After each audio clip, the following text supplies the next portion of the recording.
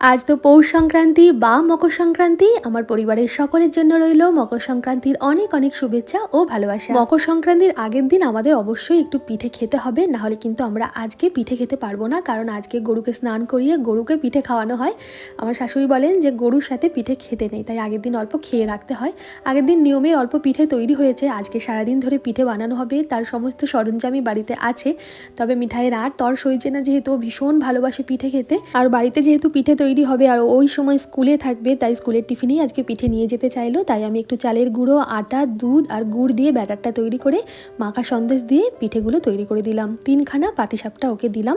সাথে দেবো আগের দিনের ওই নিয়মের বানানো একটু চিতই পিঠে, যেটা খেতে আমি একদমই পছন্দ করি না, কিন্তু মিঠাই খেতে ভীষণ ভালোবাসে। কিছু শুকনো রাখা হয়েছে, কিছু দুধে ভেজানো হয়েছে, ওই শুকনোর থেকেই 4টে দিলাম। সাথে একটু খেজুরের গুঁড়ো দিলাম, আর সাথে 1 বোতল জল তো আছে। সারা বছর ধরে সুজি ময়দা গুলে পাটিসাপটা বানালেও এই শীতের সময় কিন্তু আমি চালের গুঁড়োর পাটিসাপটাটা খেতেই বেশি পছন্দ করি।